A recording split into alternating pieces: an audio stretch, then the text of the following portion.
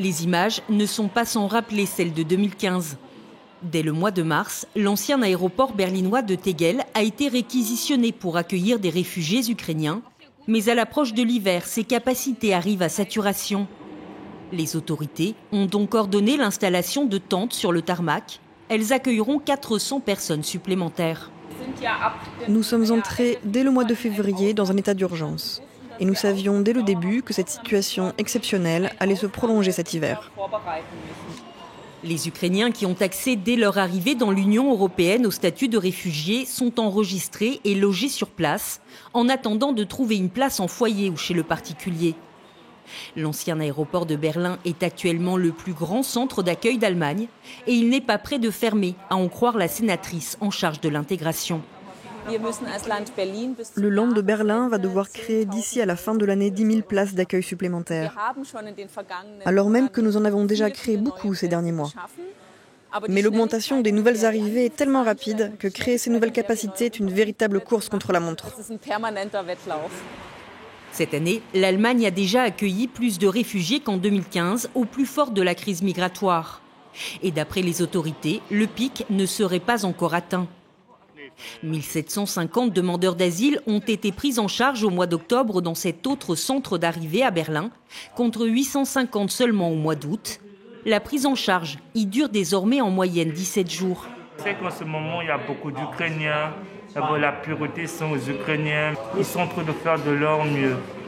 Tu vois, tout est gratuit, donc pourquoi se plaindre ? Ici, les autorités ont certes tiré les enseignements de 2015. Une trentaine de bâtiments ont été construits depuis pour accueillir les demandeurs d'asile. Et pourtant, là aussi, les lits de camping ont refait leur apparition.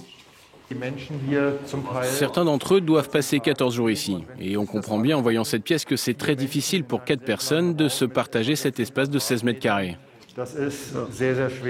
Depuis cet été, Sacha Langenbach le constate tous les jours. Les demandeurs d'asile en provenance de Syrie, d'Afghanistan ou d'Irak sont toujours plus nombreux. 99% des 27 000 places d'accueil sont désormais occupées à Berlin. En temps normal, les gens arrivent surtout l'été. Mais la situation est tellement catastrophique actuellement dans les centres d'hébergement de certains pays qui se trouvent sur la route des Balkans que les gens préfèrent faire leurs valises et se diriger vers l'Europe centrale. Un peu partout en Allemagne, les communes poussent les murs pour gérer ces arrivées.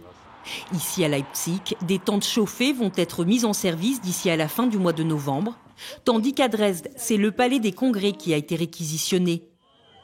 Mais la crainte de nouvelles tensions, en écho à 2015, est omniprésente. À Leipzig, au mois d'octobre, des réfugiés ukrainiens ont été pris à partie par des manifestants d'extrême droite. Et les attaques contre les centres de demandeurs d'asile sont en augmentation depuis le début de l'année. À Bautzen, dans l'est du pays, un incendie a visé un hôtel qui devait accueillir des migrants.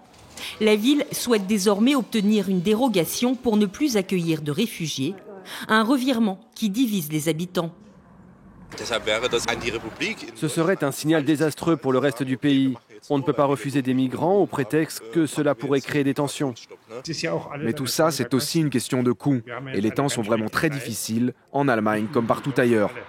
Avec 57 000 réfugiés ukrainiens et 15 000 demandeurs d'asile accueillis en Saxe depuis le début de l'année, la région est arrivée à saturation selon le ministère de l'Intérieur du Land. Mais à Dresde, ces manifestants reprochent aux responsables politiques locaux de jouer le jeu de l'extrême droite.